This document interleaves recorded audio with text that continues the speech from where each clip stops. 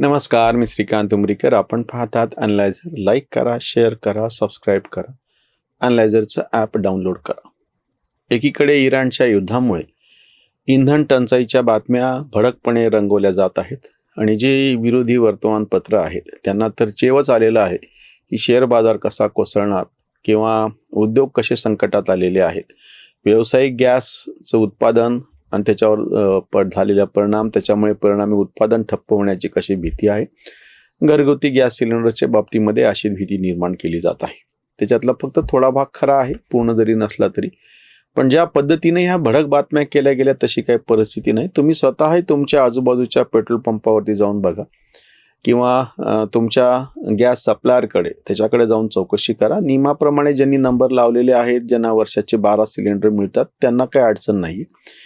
नवीन ज्यांना जास्तीचं सिलेंडर पाहिजे आहे त्यांच्यासाठीच्या काही अडचणी किंवा काही वेळ लागतो, इतकीच फक्त ताजी स्थिती.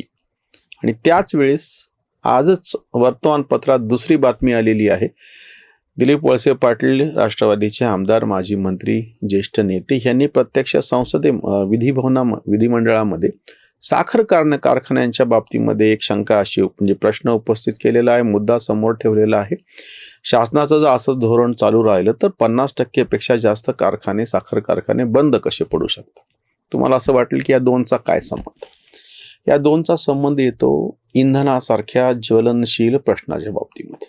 एकीकडं जगभरामध्ये मध्यपूर्वेतल्या सगळ्या ज्या लढाईमुळं ज्या पद्धतीची परिस्थिती उद्भवली ती, आणि दुसरीकडे तुमच्याकडच्या कारखान्यांचा जो तोटा वाढत चाललेला साखर कारखान्यांचा, आणि त्याचं जे कारण सांगितलं जात आहे. आता बघा की सरकारी हस्तक्षेपानं नुकसान कसं होतं. शेतकरी तर खड्ड्यात गेलाच, तो तर आत्महत्या करतोच आहे. आता इंधनामुळे बाकीचं पण सगळ्या भारताच्या वरच्या संकटाची हेच चर्चा करतायत. प्रत्यक्षात किती येतो नंतरचा विषय. आणि ह्याच सगळ्या लोकांनी हा सगळा साखर उद्योग सहकारी तत्वावरती सरकारच्या बुडाखाली नेऊन ठेवलेला होता. सरकारच्या पंजात ह्याची मान आवडलेली होती. शेतकरी संघटना अगदी आधीपासून सांगते की साखर उद्योग नियंत्रण मुक्त करा. मूळ घोषणा अशी होती, FRP किती द्या, भाव काय मिळावा, ऊसतोड कामगारांना किती मजुरी मिळावी, हे सगळे दुय्यम गोष्टी होत्या. मूळ मागणी अशी स्पष्टपणे तेव्हापासून आहे. तेव्हा तर झोनबंदी होती, 1995ची गोष्ट, 30-31 वर्षापूर्वी. या छत्रपती संभाजीनगरला शरद जोशींनी उपोषण केलेलं होतं. गोपीनाथ मुंडे तेव्हा गृहमंत्री होते आणि त्यांनी ते सोडलं होतं. ऊसाची झोनबंदी उठवलेली होती, म्हणजे 15 किलोमीटरच्या परिसरातलाच ऊस त्या कारखान्याला घेता यायचा, बाहेरचा नाही. म्हणून मागणी तेव्हापासून स्पष्ट अशी आहे की ऊस उद्योग, साखर उद्योग नियंत्रण मुक्त करा. का नियंत्रण मुक्त करा? त्याचं कारण आजच्या ह्याच्यात दडलेलं आहे. तुम्ही इथेनॉल निर्मिती करायला सांगितली आणि शासनाने जो इथेनॉलचा कोटा साखर कारखान्यांनी तयार केलेला इथेनॉल खरेदी करायचा आहे तो 70% घटवला आणि तो धान्याकडे नेला, कारण की धान्य जास्तीचं झालेलं आहे. ऊसापासूनची इथेनॉल निर्मितीपेक्षा धान्यापासूनच्या इथेनॉलवरती भर देतो. ह्यांचा कोटा हे केला. आता यांना ही खुल्या बाजारामध्ये विकायची जी परवानगी हवी असते, किंवा मूळ प्रश्न असा होता की ऊसाच्या रसापासून कशासाठी साखर तयार करायची. जर ह्याच्यापेक्षा वीज निर्मिती ही जर सोयीची असेल, किफायतशीर असेल, तर वीज निर्मिती करू, किंवा ह्याच्यापासून इथेनॉल निर्मिती करू, किंवा ह्याच्यापासून जॅगरी पावडर म्हणजे गुळाची पावडर तयार करू. हे स्वातंत्र्य कारखान्यांना का नाही? बाकीचा एखादा जेव्हा 4 चाकी वाहनांचा कारखाना असतो तेव्हा त्याच्यामध्ये काही मॉडेल बदलणे किंवा नवीन पद्धतीचे आणणे, ह्याच्यासाठी त्यांना काही कोणाची परवानगी लागत नसती. ज्या पद्धतीचे तुम्ही ते मॉडेल फक्त सर्टिफाय करून घ्यायचे असतात, RTO बाकीच्या नियमात ते बसतात की नाही, इतकंच फक्त. सरकार कोटा ठरवत नाही किती कार तयार व्हाव्यात आणि किती कार तयार होऊ नयेत. दिलीप वळसे पाटलांनी विधिमंडळामध्ये मांडलेला एक मुद्दा असा आहे की 2019 पासून गेल्या 7 वर्षापासून साखरेचा दर 31 इतका स्थिर ठेवलेला. का स्थिर ठेवला? साखर जीवनावश्यक आहे का? मी स्वतः डायबिटिक पेशंट आहे. साखर मिळाली नाही म्हणून माणूस टाचा घासून मेला. साखर जीवनावश्यक आहे. कुठल्या तरी काय म्हणता येईल त्याला, वैज्ञानिकांनी सांगितलेलं आहे का, डॉक्टरनी सांगितलेलं आहे का? ती तर कुठूनही मिळते, बाकीच्या पदार्थातून पण मिळते. ती काय ऊसापासूनच मिळायला पाहिजे असं नाही. मग ह्या साखरेच्या दरावरती नियंत्रण का?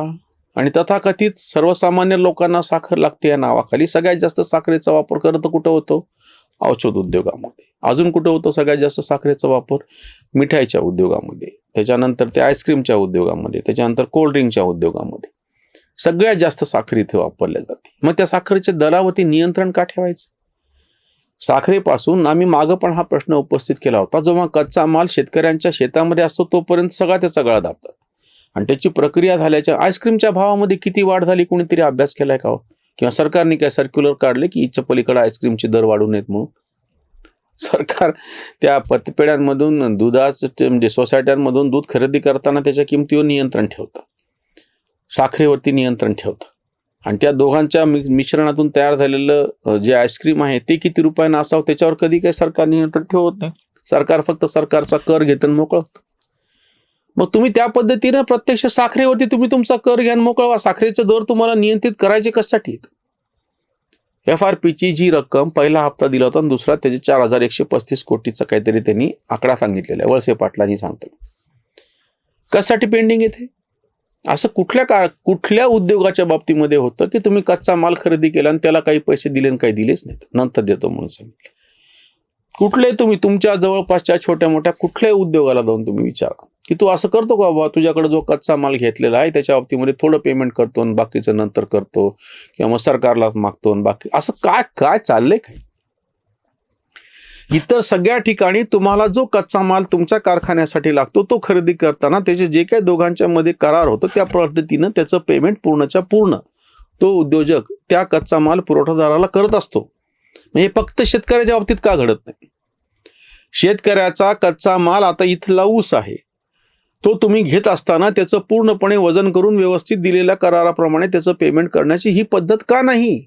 आणि कशासाठी सहकारी साखर कारखाना पाहिजे हो? सहकारी मोटरसायकलचा कारखाना का निघत नाही? सहकारी तत्वावरती एखादा उद्योगच का निघत नाही? फक्त तुम्हाला शेतीशी संबंधित आणि ग्रामीण उद्योगच का काढायचे आहेत? प्रत्यक्ष आपल्या ग्रामीण भागामध्ये जे काही हे सगळं बायोमास तयार होतं त्या सगळ्याचा उपयोग इंधनासाठी फार मोठ्या प्रमाणात करता येऊ शकतो. शेतीमध्ये तयार झालेलं बाकीचं एरवी आपण कडबा आणि त्याचा वापर करत होतो किंवा ती पराळी तर जाळल्या जाते आणि त्याच्यातून प्रदूषणाचे प्रश्न गंभीर निर्माण झाले. म्हणजे आता जगापुढचं एक फार मोठं आव्हान असं आहे की फार मोठ्या प्रमाणात शेतीमध्ये तयार झालेलं जे उत्पादन आहे ज्याची गरज नाही एक्सेस आहे म्हणून त्यांनी सांगितले की कारखाने बंद पडाले, त्याच कारखान्यांचा वापर करून घेऊन इथे इंधनाची निर्मिती करावी. मग ती प्रत्यक्ष ऊर्जा असो किंवा इथेनॉल असो. का शासन त्याच्यामध्ये येतं? किंवा बाकीही शेतीमधल्या धान्यापासून इथेनॉल तयार करण्याचा जो मुद्दा आहे आणि इकडं तर ते काय त्याची दारू काय केली, खायला भाकरी नाही आणि तुम्ही त्याची दारू करणार का, असा आरडाओरडा तथाकथित महान काही समाजसेवकांनी केलेला होता. जेव्हा की धान्य जास्तीचं आहे, ज्वारी काळी पडलेली आहे, सडून चाललेली आहे, सरकारच्या गोदामामध्ये धान्य सडून चाललेले, त्याच्याकडे यांचं लक्ष जात नाही.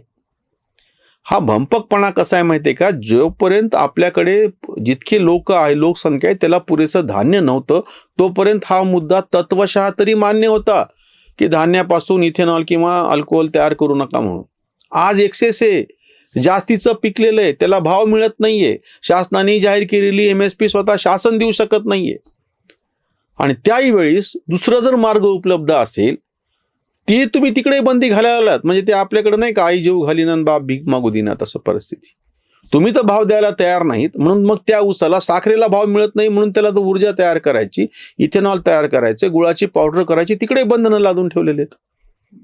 आणि जेव्हा की आता इंधनाचा तुटवडा आलेला आहे, आता आणीबाणीची परिस्थिती अशी निर्माण झालेली आहे की जेव्हा की तुम्हीच म्हणताय ही आता प्रत्यक्ष सरकारकडून खुलासे येतील, उपाययोजना होतील, प्रत्यक्ष वस्तुस्थिती काय ते पण समोर येईल.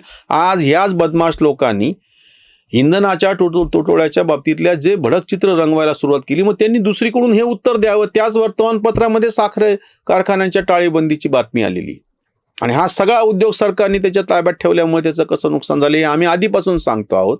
आणि तुम्हाला ते कौतुक, सरकारने सगळं सांभाळावं, सरकारने MSP द्यावी, सरकारने FRP प्रमाणे त्याला किंमत ठरवावी ऊसाला. मग लगेच त्या ऊसतोड कामगारांचे मोर्चे, लगेच सगळे ते प्रश्न सरकारी पातळीवरती नेऊन त्याचं वाटोळं करायचं. हा पूर्णच्या पूर्ण उद्योग, साखर उद्योग नियंत्रण मुक्त झाला पाहिजे. साखरेचं म्हणजे ऊसापासून साखरच नव्हे, ऊसापासून जे किफायतशीर असेल ते करण्याचं पूर्ण स्वातंत्र्य कारखान्यांना असलं पाहिजे.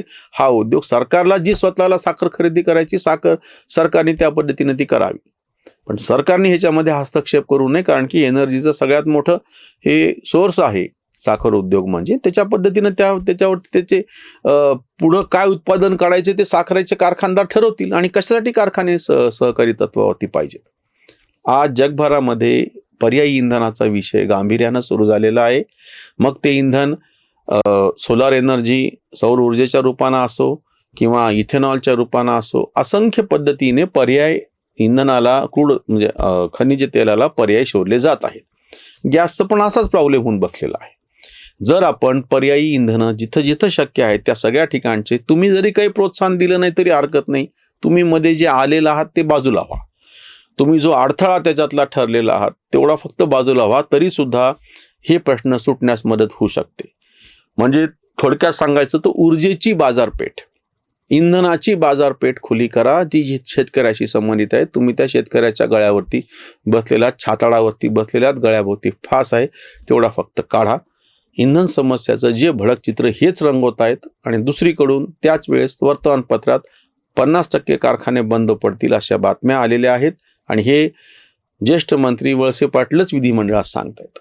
दोन्हीचं काहीतरी जरा अर्थ समजून घ्या आणि शेतीवरती जो काही बोजा तुम्ही टाकून ठेवलेला आहे शेतकऱ्याच्या उरावरती बसलेला तेवढं उठा. इथेच थांबूयात. धन्यवाद.